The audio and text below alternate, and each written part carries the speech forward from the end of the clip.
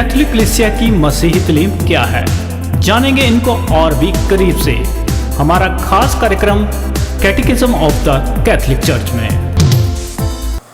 यीशु की आओ असी प्रार्थना करिए। प्यारे प्रभु जी, ऐसी तेरी वडियाई तेरी महिमा करते हैं, तेरा धन्यवाद करते हैं। प्यारे प्रभु, तेरे वचन तेरे प्रगटावा इन्हां दे बारे सोचण लई समझण दे लई प्रभु जी तेरी मदद की लोड़ है। अपनी रोशनी कल दे, अपने आत्मा साडे विच पा दे, ताकि असी जो कुछ भी प्रभु जी तू चाहेगा उहदे मुताबिक सोच सकीए, समझ सकीए, ते जो विश्वास दीयां गल्लां तू साडे ते प्रगट कीता है उसनूं पूर्ण तौर ते अपना सकीए। असी मंगते हम अपने प्रभु यीशु मसीह दे राही, आमीन। प्यारिओ, असी यही विश्वास के बारे सोच रहा सी।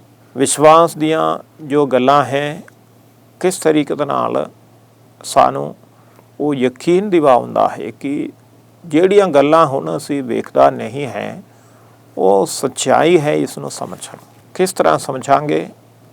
असी वेखदा नहीं पर सानू यकीन हो गया है कि हाँ जो गल है ये सही है। इसी करके ही परमेश्वर बहुत बारी चमत्कार कर लेंदा है, ताकि इंसान जो उन्हां नूं मदद की लोड़ है, कमज़ोर है इंसान, इन्हां नूं कुछ मदद की लोड़ है विश्वास करन लई। इसी करके परमेश्वर अपनी जो सच्चाई प्रगट करन दे लई कई बारी चमत्कार कर लेंदा है। यानी कि पुराने समय में चमत्कार किया तो उन्हां दे सहारे हुण हमेशा तक तुसी चलते रहो। साडे समय दे विच भी परमेश्वर चमत्कार करदा है, जिस तरह की अद्भुत तरीके दे नाल किसी बीमार नूं चंगा कर लेंदा। जिन्ना डॉक्टरां ने बोला कि ये बच नहीं सकता है, तो परमेश्वर दी फसल एक आशीष पवित्र जल उन्हां नूं देण दे नाल वो ठीक हो गया, बदल गया। कई संतान दे मदद दे नाल प्रार्थना जदों कीता, नवेना प्रार्थना कीता, एकदम उन्हां दे जीवन दे विच तब्दीली आ गई, बीमारी खत्म हो गई, ठीक हो गए। कई लोग अपनी बीमारी हालत विच कई संतान दी दर्शन कर लेंदा है कि उन्हां ने आके उन्हां नूं छू लिया है, उन्हां ने कहा कि तुसीं ठीक हो गया है, अगले दिन वो ठीक उठता है। इस तरह क्यों हुंदा है? इसी करके हुंदा है कि जो चीज़ां असी वेखदा नहीं है, असी शारीरिक हाँ शारीरिक तौर पर इस दुनिया दे विच जो कुछ है इन्हां नूं असी समझते हाँ, पर जो आत्मिक चीज़ां है ये भी सच्चाई है। रूह दियां गल्लां ये सच्चाई है। पर इस विश्वास के बारे जदों हम असी कहते हाँ, बहुत सारे लोग है जो सोचदा है विश्वास अते साइंस ये दोनों चीज़ अलग अलग रास्ते जाता है, अते ये जो जाके लो लभदा है वो वख-वख है। पर ये गलत है। सच्चाई की है? सच्चाई यही है कि परमेश्वर एको है, कि एक ही परमेश्वर जो कुछ भी इस संसार दे विच प्रकट कीता है वो परमेश्वर दे खिलाफ नहीं होवेगा। ते परमेश्वर दे जो नेम इस संसार दे लई दिता है, मनुखां दे लई दिता है, इहदे विच अंदर नहीं होवेगा। ये इंसान दी भलाई दे लई दिता है। तो जिस तरीके दे नाल भी असी खोज करिए वो सच्चाई की तरफ ही वो लेके जाएगा। इसी करके जो साइंस जिहड़ी है, साइंटिफिक मैथडोलॉजी जो है, जिसनूं इस्तेमाल करके लोग जो सच्चाई की खोज करदा है, ये भी वही सच्चाई की तरफ भी परमेश्वर उन्हों लेके जाएगा, क्योंकि जो सच्चाई है ये परमेश्वर ही है। तो परमेश्वर दे लई खोज करदा है थियोलॉजिकल रिसर्च, दूसरे है साइंटिफिक रिसर्च, साइंस दी मैथडोलॉजी। तो इसका मतलब साइंटिफिक रिसर्च दोनों पासे हुंदा है। इस दुनिया दे विच जो ये सृष्टि दे विच है, कायनात दे विच जिहड़ियां चीज़ां हैं, इन्हां दे बारे साइंटिस्ट जिहड़ी है वो खोज कर लेंदा है। जो थियोलॉजियंस जिहड़ी है वो भी खोज कर लेंदा है। वो किस चीज़ की खोज करता है? वो अनदेखे चीज़ां दे बारे जो है या खुदा दियां गल्लां दे बारे वो खोज कर लेंदा है। जो चीज़ां प्रगट होया है इन्हां दे विचों ये पता चलता है कि ये पिछे जो शक्ति काम करता है ये परमेश्वर है। तो इसी करके भावें असी साइंटिफिकली इन्हां चीज़ां दे राही असी खोज करते रहेगा, ਵਿਸ਼ਵਾਸ ਦੇ ਜਰੀਏ ਜੋ ਅਸੀਂ ਸਵੀਕਾਰ ਕਰਦਾ ਹੈ, ਜਿਹਦੇ ਬਾਰੇ ਅਸੀਂ ਥਿਓਲੋਜਿਕਲੀ ਜੋ ਖੋਜ ਕਰ ਲੈਂਦਾ ਹੈ, ਇਹ ਦੋਨੋਂ ਚੀਜ਼ਾਂ ਇੱਕ ਦੂਸਰੇ ਦੇ ਖਿਲਾਫ ਨਹੀਂ ਹੁੰਦਾ ਹੈ। ਇੱਕ ਦੂਸਰੇ ਦੇ ਖਿਲਾਫ ਨਹੀਂ, ਖਿਲਾਫ ਸਿਰਫ ਉਹੀ ਹੁੰਦਾ ਹੈ ਜੋ ਸ਼ੈਤਾਨ ਹੈ, ਇਨਸਾਨ ਪਰਮੇਸ਼ਵਰ ਦੇ ਖਿਲਾਫ ਹੁੰਦਾ ਹੈ। ਤੇ शैतान परमेश्वर दे जो सच्चाई है इसਨੂੰ छुपाने के लिए कोशिश करता है, पर इंसान दे भलाई सिर्फ यही है कि वो सच्चाई ਦੀ ਖੋਜ ਕਰੇ। ਅਤੇ ਜਦੋਂ ਖੋਜ ਕਰੇਗਾ, ਸ੍ਰਿਸ਼ਟੀ ਦੇ ਬਾਰੇ ਜੋ ਖੋਜ ਇਨਸਾਨ ਕਰੇਗਾ, ਜਿਸ ਤਰੀਕੇ ਦੇ ਨਾਲ ਵੀ ਕਰੇਗਾ, ਆਖਿਰ ਦੇ ਵਿੱਚ ਉੱਥੇ ਹੀ ਪਹੁੰਚੇਗਾ ਇਹਨਾਂ ਸਭ ਚੀਜ਼ਾਂ ਨੂੰ ਬਣਾਉਣ ਵਾਲਾ ਕੌਣ ਹੈ। ਇਹਨਾਂ ਸਭ ਚੀਜ਼ਾਂ ਦੇ ਵਿੱਚ, ਇਹ ਸ੍ਰਿਸ਼ਟੀ ਦੇ ਵਿੱਚ ਜੇਕਰ ਇੱਕ ਕਾਨੂੰਨ ਹੈ, ਨਿਯਮ ਹੈ, ਜੋ ਇਸ ਕਰਕੇ ਜੋ ਇਹ ਬਣੇ ਰਹਿੰਦਾ ਹੈ, तो ये बनाने वाला कौन है। तो साइंटिफिक रिसर्च जो लिमिटेड, जो इस सिर्फ इन्ना चीज़ा उत्ते संभार लेंदा है जो बनिया होया है या जो दिखाई देने वाला है। जो दिखाई नहीं देने वाला वो भी सच्चाई है, वो उसी तरह का चीज़ भी है। असी साढ़े अंदर आत्मा है, साढ़े अंदर आत्मा है, इसनों असी साइंटिफिकली किस तरह प्रूव करेंगे। सिर्फ इतना ही कह सकेंगे कि आत्मा जो चला गया तो शरीर चलना बंद हो गया तो आत्मा चल गया है, पर वो आत्मा था या नहीं था, किस तरह, कौन उस आत्मा को देख सकता है। साढ़े अंदर बुद्धि है, दिमाग है, पर दिमाग ਨੂੰ सोचण ਦੀ ਸਾਡੀ जो शक्ति है इसनों कौन देखा है। इसकी प्रगटावा है कि असी किसी चंगी तरह वो बोलता है, चंगा काम करता है, इस तो पता लगता है कि हाँ ये इहदा विच दिमाग है, पर वो दिमाग ਨੂੰ कोई देखता नहीं। दिमाग ਦੇ ਰਾਹੀਂ ਹੋਣ ਵਾਲੀ ਕੰਮ ਨੂੰ ਅਸੀਂ ਦੇਖਦਾ ਹੈ। ਸਾਡੇ ਬੁੱਧੀ ਦੇ ਨਾਲ ਜੋ ਚੱਲਣ ਵਾਲੀ ਜੋ ਕੰਮਾਂ ਨੂੰ ਵੇਖੇ ਅਸੀਂ ਸਮਝਦਾ ਹਾਂ ਕਿ ਹਾਂ है। इसी तरह साधारण तौर पर बोलेगा असी साह लेंदा है, हवा लेंदा है, तो असी हवा को देखता नहीं है, पर उस तो बगैर इंसान जी नहीं सकता। जो रूहानी सच्चाई, जो रूह दी सच्चाई जो है ठीक इसी तरह ही है, वो साढ़े आले दुआले है, साढ़े विच है, साढ़े नाल है, पर असी इसनों अपनी अखां दे नाल वेख नहीं सकते। साइंटिफिकली जो रिसर्च है साढ़े अखां दे नाल भावे माइक्रोस्कोप दे राही, पर फिर भी आखिर दे विच साढ़े अखां दे नाल असी उन्होंने देखता है, विश्वास दी अखां दे नाल देखता है। पर इन्हां दोवां चीज़ां दे विच अंदर इसलिए हो नहीं सकता है क्योंकि ये दोनों चीज़ां एक ही परमेश्वर ने बनाया है। उसी ने ही सानू बुद्धि दिया है, उसी ने ही सानू ये शरीर दिया है, उसी ने ही साढ़े दिमाग दे विच ऐसा काबिलियत पाया है कि असी इस संसार की खोज करें, साइंटिफिकली रिसर्च करें, ਅਤੇ इस कायनात विच ਜਿਹੜੀਆਂ चीज़ां भी है, बाहरले चीज़ां हैं, मार्स है, उसके अंदर सूर्य, इसी तरह हर चीज़ ਜਿਹੜੀ है, इन्हां दे तरफ जाना, रिसर्च करना, समझना, ਇਹਦੇ ਲਈ सानू ये कैपेसिटी, कैपेबिलिटी परमेश्वर ने दिता है। इसी करके वही परमेश्वर ने सानू रूहानी चीज़ां दी खोज करन दे ਲਈ भी शक्ति दिंदा है। तो किहड़े पासे असी जांदा है या जो रिसर्च जो करदा है किस मकसद नाल करदा है, ये असी परमेश्वर दे नाल चलदा है या बुराई दे नाल चलदा है, इसके मुताबिक होवेगा। जेकर शैतान ने सानू घेर लिया है तो साढ़े दिमाग नूं उसने गुमराह कर लिया है, साढ़े दिमाग दे विच हनेरा पा दिता है, तो फिर खुदा दीयां गल्लां समझना बहुत ही मुश्किल होगा। इस करके रोमियां दे ग्रंथ दे विच संत पौलुस पहले बाब दे विच कितों लेके कहेगा कि उन्हें बुक्तिशाली सी, पर फिर भी वो परमेश्वर नूं धन्नवाद देना नहीं चाह, इसी करके उन्होंने दे बुद्धि हनेरे दे नाल भर गए। तो जो हनेरे दे नाल भर गया है उन्होंने दे बुद्धि दे राही वो परमेश्वर नूं नहीं लभ सकते। परमेश्वर दा धन्नवाद वडियाई जदों किसा करना शुरू करता है, खुदा उन्होंने दे लई जो अणदेखियां चीज़ां हैं, सुरग दीयां गल्लां है, विश्वास दीयां गल्लां है, वो साढ़े सामने खोल कर रखता है। तो इसका मतलब ये भी नहीं है कि सानू आज़ादी नहीं है, असी आज़ादी है। विश्वास करना या नहीं करना ये साढ़े अपने मर्जी ते है, असी आज़ाद हाँ। प्रभु ने साढ़े सामने रखता है कि कहता है कि विश्वास करो, जो मैं तुहानू कहता हाँ ये सच है। इसी तरह का विश्वास असी वेख्या किस तरीके नाल नूह ने विश्वास किया तो जल प्रलय तो बच गए, ਅਬਰਾਹਮ ਨੇ ਵਿਸ਼ਵਾਸ ਕਰਕੇ ਚੱਲ ਪਿਆ ਤਾਂ ਉਹ ਬਹੁਤ ਵੱਡੇ ਕੌਮ ਦੇ ਦੇਸ਼ ਦੇ ਉਹਨੂੰ ਬੋਲਾ ਤੇਰੇ ਇੱਕ ਸੰਤਾਨ ਦੇ ਰਾਹੀਂ ਮੈਂ ਸਾਰੇ ਦੇਸ਼ਾਂ ਨੂੰ ਆਸ਼ੀਸ਼ ਦੇਣਗੇ। ਤਾਂ ਉਦੋਂ ਸੰਤਾਨ ਨਹੀਂ ਸੀ ਪਰ ਵਿਸ਼ਵਾਸ ਕੀਤਾ, ਆਪਣੇ ਪੁੱਤਰ ਨੂੰ ਕੁਰਬਾਨ ਕਰਨ ਲਈ ਕਿਹਾ ਤਾਂ ਵਿਸ਼ਵਾਸ ਕੀਤਾ ਕਿ ਪਰਮੇਸ਼ਵਰ ਨੇ ਮੈਨੂੰ ਦੁਬਾਰਾ ਬੱਚਾ ਦੇ ਸਕਦਾ ਹੈ, ਮਤਲਬ ਜੇ ਉਹਨੂੰ ਕੁਰਬਾਨ ਕਰੇਗਾ ਤਾਂ ਉਹਨੂੰ ਜਿੰਦਾ ਕਰ ਸਕਦਾ ਹੈ। ਤਾਂ ਅੱਗੇ ਆਉਣ ਵਾਲੀ ਯਿਸੂ ਮਸੀਹ ਦੀ ਕੁਰਬਾਨੀ की तरफ ਹੈ, ਜਿਸ ਨੇ ਕੁਰਬਾਨ ਕੀਤਾ ਤੇ ਉਸ ਨੂੰ ਮੁਰਦਿਆਂ ਵਿੱਚੋਂ ਜਿੰਦਾ ਕਰ ਦਿੱਤਾ। ਵਿਸ਼ਵਾਸ ਦੇ ਨਾਲ ਹੀ ਇਸ ਨੂੰ ਸਮਝਦੇ ਹਾਂ। ਤਾਂ ਇਸੇ ਤਰ੍ਹਾਂ ਵਿਸ਼ਵਾਸ ਦੇ ਜ਼ਰੀਏ ਜਿਹੜੀਆਂ ਗੱਲਾਂ ਅਸੀਂ ਸਵੀਕਾਰ ਕਰਦਾ ਹੈ ਇਹ ਸਾਡੇ ਤੇ ਨਿਰਭਰ ਵੀ ਹੈ, ਕਿਉਂਕਿ ਸਾਨੂੰ ਪ੍ਰਭੂ ਨੇ ਆਜ਼ਾਦੀ ਦਿੱਤਾ ਹੈ। ਆਜ਼ਾਦੀ ਦੇ ਨਾਲ ਅਸੀਂ ਪਰਮੇਸ਼ਵਰ ਨੂੰ ਮੰਨਣਾ ਅਤੇ ਜਾਂ ਪ੍ਰਭੂ ਨੇ ਜੋ ਗੱਲਾਂ ਸਾਡੇ ਤੇ ਪ੍ਰਗਟ ਕੀਤਾ ਇਸ ਨੂੰ ਇਨਕਾਰ ਕਰਨਾ ਇਹ ਸਾਡੇ ਤੇ ਨਿਰਭਰ ਹੈ।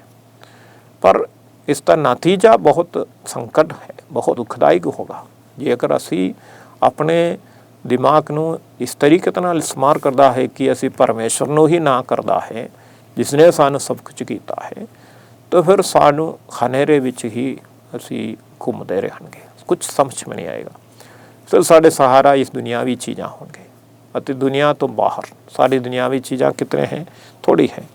तो इसी करके ये विश्वास साढ़े लिए बहुत जरूरी है। तो प्रभु कहेगा विश्वास, संत पौलुस भी सानू दसेगा कि विश्वास के जरिए इंसान बच जाता है। तो विश्वास यही है कि प्रभु साढ़े लिए मनुख बना, सूली ते मरा अते फिर जिंदा होया है तो स्वर्ग चढ़ गया है, तो फिर दोबारा आएंगे। ये विश्वास की जो संगेब दे विच जिहड़ियां गल्लां है, परमेश्वर है तो उसने सानू ये दिता है। साडा जिंदगी जो है इस जी उठे प्रभु दे नाल हमेशा की जिंदगी दे लई है। तो इस संसार दे विच थोड़े समय साड़ी जो जीवन है ये सिर्फ इस दुनियावियां खूबियां नू देख के खुशियां नू अपना के इत्थे खत्म करन वाली चीज़ नहीं। इस नू लेके असी आगे इस तो महान वड्डा जो आनंद है इसी दे लई एक तैयारी का समा है। तो इसी करके इस विश्वास के विच बने रहना भी बहुत जरूरी है। इस विश्वास एक बार कबूल किया तो उसके बाद फिर भुलने वास्ते नहीं, ये बने रहना है। परसीवियरेंस जिहड़ियां गल्लां प्रभु ने मैनू दिता है इस ते मुताबिक मैं हुण तो लेके जिंदगी बिताना है, ये यकीन कर लेंदा सानू बना लेंदा है। तो इतना सानू यकीन हो जाता है कि हुण तो लेके मैं प्रभु जी मैं तेरे लिए ही जीवां, तेरे लिए ही मरा। जिस तरह संत पौलुस ने किया है, वो पहला वो विश्वास के खिलाफ सताउण वाला सी, पर जदों उन्होंने ये प्रभु तो दर्शन होए, विश्वास आ गए, तो फिर आगे चल के वो हर दुख हर मुसीबत जदों उन्होंने सताया गया है वो कहता ये सब कुछ प्रभु दे लिए है। विश्वास के खातर में ये सब कुछ छल लेंदे हाँ, कोई भी चीज़ मुश्किल नहीं, भावे मैनू अग दे विच सुट दिता जाए फिर मैं प्रभु दे लिए। तो जीवना ते मरना प्रभु दे लिए है। तो ये जो विश्वास के जरिए साडा जो जिंदगी जो हमेशा दी जिंदगी दे उसकी शुरुआत इत्थे ही होया है। ये नहीं है कि साडी जो हमेशा दी जिंदगी मौत तो बाद शुरू होंदा है, नहीं, मौत तो बाद जो असी हुण शुरू किया है वही आगे लेके जाता। इस करके जरूरी है भाइयों बहनों, ये बहुत जरूरी है, प्रावत बहनों ये बहुत जरूरी है कि हुण तो लेके असी वो आनंद जीवन बिताना। जो मर के जिंदा हो या यीशु मसीह दी जो जीवन है हुण साडे विच आ गया है। विश्वास के जरिए असी उस दे विच शरीक होए हाँ। अते ये जो जीवन है ये बाद विच सानू मिलन वाली जीवन नहीं, हुण सानू मिल गया है, ये हुण साडा जीवन है। इसी करके प्रभु याद करवाएगा, संत पौलुस दे राही याद करवाएगा कि तुहाडे अंदर रहन वाला पाक तसलीस खुदा है, बाप बेटे ते रूपक तुहाडे विच रहिंदा है। तुसीं परमेश्वर दे मंदिर हो, परमेश्वर दी आत्मा तुहाडे विच रहिंदा है। अफसियां नूं लिखदे हो संत पौलुस पहले बाब 13 विच कहेगा, देखो तुहानू पहला फल की तरह परमेश्वर ने अपने आत्मा की मोहर तुहाडे ते लाया है। तुसीं हुण शारीरिक नहीं हो, आत्मिक ही हो। तो तुहाडी जो आत्मिक जीवन है, शारीरिक जिंदगी असी बिताउंदे हाँ, पर जदों विश्वास आएगा, विश्वास के जरिए असी साडे आत्मिक जीवन जदों शुरू होएगा, फिर शारीरिक जीवन दियां जो लोड़ां दे बारे जो चिंता है उन्होंने समाप्त करके आत्मिक जीवन दियां जो लोड़ां है ਉਹਦੇ ਬਾਰੇ ਸੋਚ ਕੇ ਉਹਦੇ ਲਈ ਅਸੀਂ ਕੋਸ਼ਿਸ਼ ਕਰਦੇ ਰਹਾਂਗੇ।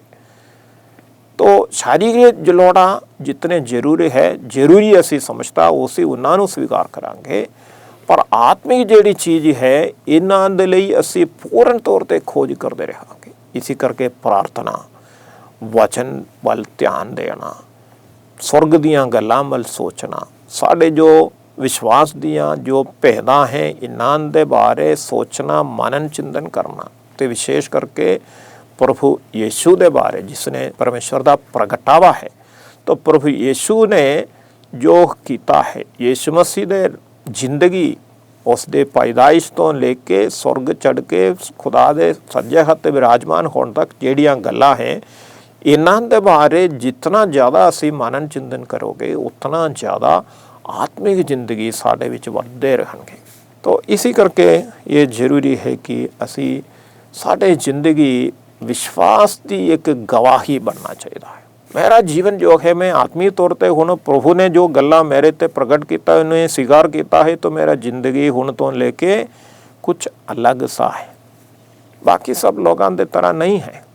लड़ाई झगड़ा, शराब, नशा, वैर विरोध, बुराई, चोरी, झूठ, इन्हां चीज़ां ये शारीरिक लोगों की तरीका है।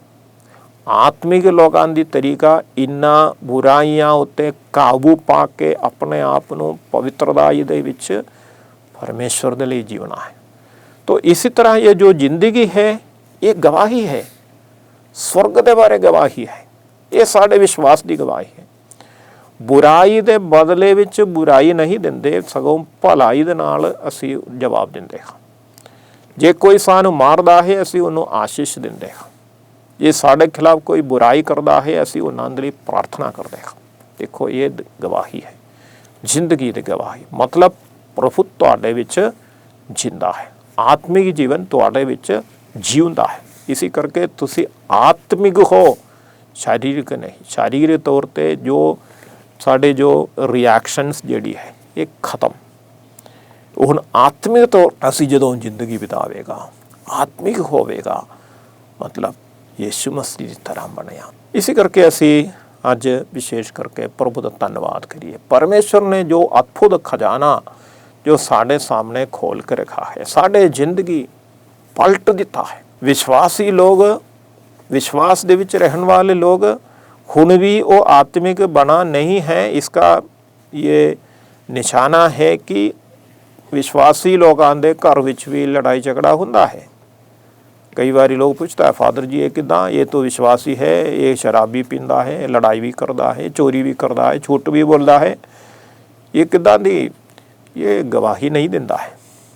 ये अपनी जो कमजोरी वो प्रगट करता है कि मैनू परमेश्वर की शक्ति, परमेश्वर की ताकत, परमेश्वर की आत्मा की शक्ति मेरे विच हुण भी कम नहीं करता है, शैतान दी कम करता है।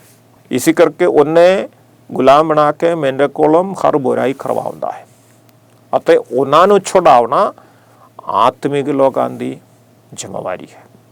जेकर असी गवाही देना है तो इसी तरह साढ़े भैणां भरावां जो भावें विश्वासी है फिर भी वो बुराई के शिकार हुंदे रहिंदा है, बुरे जिंदगी के शिकार होए, उन्हां नूं बचाउण लई प्रार्थना, कुफारा, जिस तरह प्रभु यीशु ने सानू बचाउण लई कुफारा चुकिया है, इसी तरह प्रभु यीशु दे नाल साडी जिंदगी की गवाही देना ये जरूरी है। मेरे अपने जिंदगी प्रभु दे लई की गवाही होना चाहिए। अज असी प्रभु का धन्यवाद करिए, प्रभु ने साढ़े सामने इन्ना वड्डा जो भेद है खोल के रख दिता है, असी उहदे मुताबिक साड़ी जिंदगी बिता सकीए। हर रोज़ इसी करके साड़ी जिंदगी प्रभु दे लई एक गवाही होना चाहिए है। साढ़े आले दुआले रहने वाले सब लोगों नूं असी एक अंजील बनना है। परमेश्वर दी कानून, परमेश्वर दी सिक्खियां साढ़े राह ही वो वेखना है, वो अनुभव करना है। परमेश्वर दे फजल साढ़े जिंदगी दे राह ही उन्हां तक पहुँचाना है, तो विशेष करके उन्हां लोगों तक पहुँचाना है जिन्हां दे विच पाप बुराई काम करता है, जो लड़ाई झगड़ा करता है, भावें साढ़े खिलाफ लड़ाई झगड़ा करता है, उन्हां दे लई भी प्रार्थना करना, उन्हां नूं भी परमेश्वर दे रहम ਉਹਦੇ ਵੱਲ भी पहुँचने के लिए दुआ करना, ये साड़ी जिम्मेवारी है। अब असीं प्रार्थना करिए। प्यारे प्रभु जी, असीं तेरा धन्नवाद, तेरे शुक्र कर रहे हैं। ਤੂੰ ਦਿਆਲੂ ਹੈ, ਮਿਹਰਬਾਨ ਹੈ। ਵਿਸ਼ਵਾਸ ਦੀਆਂ ਗੱਲਾਂ ਪ੍ਰਭੂ ਜੀ ਤੂੰ ਸਾਡੇ ਸਾਹਮਣੇ ਰੱਖਿਆ ਹੈ। ਇਹਨੂੰ ਸਮਝਣ ਦੇ ਲਈ ਪ੍ਰਭੂ ਜੀ ਆਪਣੀ ਆਤਮਾ ਸਾਡੇ ਵਿੱਚ ਘੱਲ ਦਿਓ ਤੇ ਉਸੇ ਆਤਮਾ ਸਾਡੇ ਅੰਦਰ ਰਹਿ ਕੇ ਪ੍ਰਭੂ ਜੀ ਤੇਰੇ ਲਈ ਗਵਾਹੀ ਦੇਣ ਲਈ ਸਾਨੂੰ ਹਿੰਮਤ ਪ੍ਰਦਾਨ ਕਰੇ ਤੇ ਆਲੇ ਦੁਆਲੇ ਦੇ ਸਭ ਲੋਕਾਂ ਲਈ, ਵਿਸ਼ੇਸ਼ ਕਰਕੇ ਜਿਨ੍ਹਾਂ ਨੇ ਅਜੇ ਤੱਕ ਪ੍ਰਭੂ ਜੀ ਤੈਨੂੰ ਪਹਿਚਾਨਿਆ ਨਹੀਂ, ਤੈਨੂੰ ਜਾਣਦਾ ਨਹੀਂ, ਉਹਨਾਂ ਸਾਹਮਣੇ ਵੀ ਪ੍ਰਭੂ ਜੀ ਤੂੰ ਜੀਵਦਾ ਹੈ ਇਹ ਸਥਾਪਿਤ ਕਰਨ ਲਈ ਤੇਰੇ ਅਦਭੁਤ ਕੰਮ, ਆਤਮਾ ਦੀ ਸ਼ਕਤੀ ਸਾਡੇ ਰਾਹੀਂ ਕੰਮ ਕਰੇ। ਤੇ ਇਸੇ ਤਰ੍ਹਾਂ ਪਿਆਰੇ ਪ੍ਰਭੂ ਅੱਜ ਵੀ ਜੋ ਤੇਰੇ ਵਚਨ ਸੁਣਦਾ ਹੈ, ਪ੍ਰਾਰਥਨਾ ਕਰਦਾ ਹੈ, ਹੁਣ ਇਸ ਸਮੇਂ ਜੋ ਦੁਆ ਕਰਦਾ ਹੈ, ਜੋ ਕੋਈ ਵੀ ਪ੍ਰਭੂ ਜੀ ਤੇਰੇ ਵਚਨ ਨੂੰ ਸੁਣਦਾ ਹੈ, ਪ੍ਰਾਰਥਨਾ ਦੇ ਵਿੱਚ ਰਹਿੰਦਾ ਹੈ, ਉਹਨਾਂ ਸਭ ਉੱਤੇ ਆਸ਼ੀਰਵਾਦ ਪ੍ਰਦਾਨ ਕਰ। ਹਰ ਬਿਮਾਰੀ ਨੂੰ ਤੂੰ ਛੁਟਕਾਰਾ ਦੇ, ਹਰ ਪਰੇਸ਼ਾਨੀ ਨੂੰ ਖਤਮ ਕਰੇ। परिवार ਦੇ ਵਿੱਚ ਤੇਰੀ ਸ਼ਾਂਤੀ, ਤੇਰੀ ਮੌਜੂਦਗੀ, ਆਤਮਿਕ ਸ਼ਕਤੀ ਉੱਥੇ ਕੰਮ ਕਰੇ। ਪ੍ਰਭੂ ਜੀ ਹਰ ਪਰਿਵਾਰ ਤੇਰੇ ਘਰ ਬਣੇ, ਹਰ ਇਨਸਾਨ ਦੇ ਹਿਰਦੇ ਤੇਰੇ ਵਾਸ ਸਥਾਨ ਬਣੇ। प्रभु जी तेरी आराधना, तेरी वडियाई करते हम। प्यारे प्रभु जी आशीर्वाद प्रदान कर। पूरी कुदरत वाले खुदा बाप ते बेटा ते रूप आग ते आशीष तुहाडे ते होवे। आमीन। सारियां नूं जय यीशु की।